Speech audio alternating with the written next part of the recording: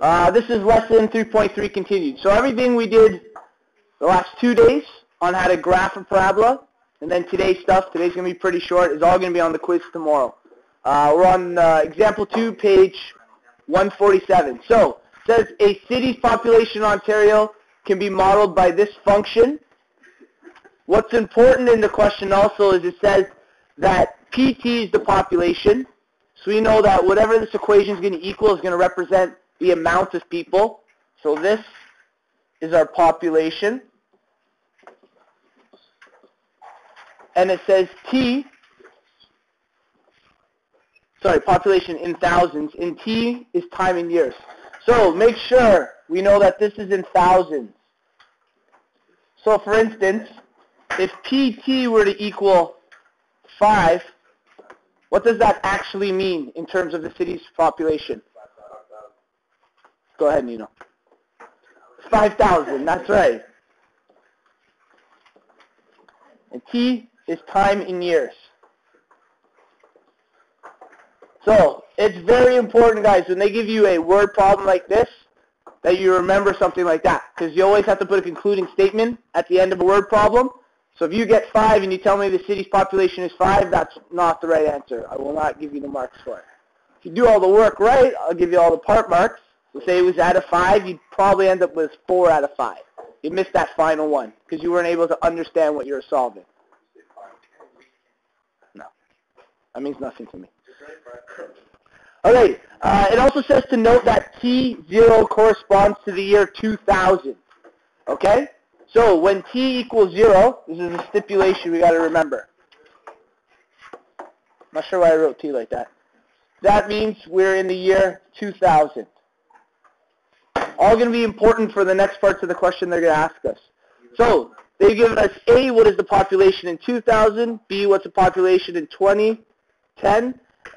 What is the population expected to be in, when is the population expected to be 1,050,000? So we're going to deal with A first.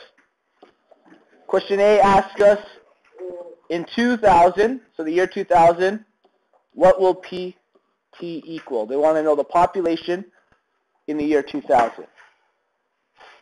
So let's rewrite our equation. T equals 0.5 T squared 10T plus 300. Does anyone know where we can start with this question? You know. Yes. So they told us that the year 2000 represented when T equals 0. That means we need to substitute the value of 0 for each of the T's in the equation. It's going to work out pretty nicely for us. Anyone know what's going to be? That's right. So the city's population is what? 300,000. PT equals population in thousands. So if PT is 300, the city's population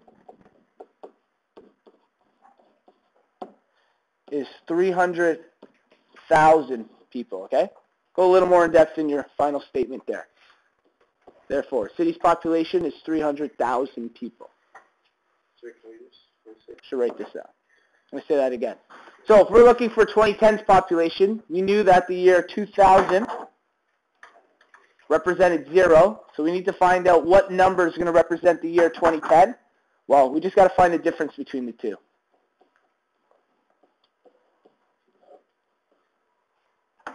That means we're now substituting in the value of 10 for the letter T, okay?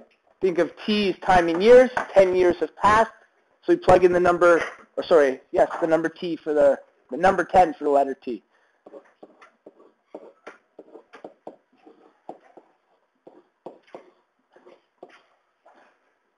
I don't remember the rest of this. 10T, 300.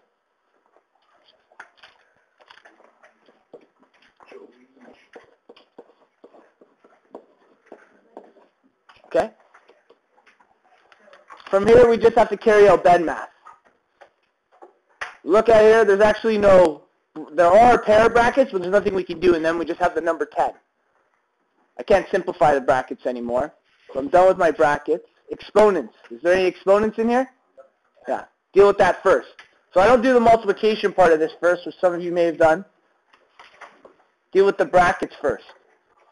10 squared is 100. This is also going to be 100 and 300. 0.5 is 50.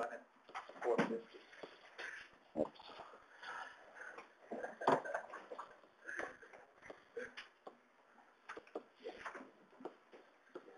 So, our concluding statement. The population of, I do, Jordan. We're going to say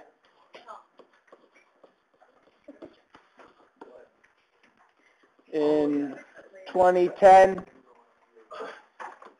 is expected to be what? What is the population expected to be in the year 2010? 450,000. That's how you say that number.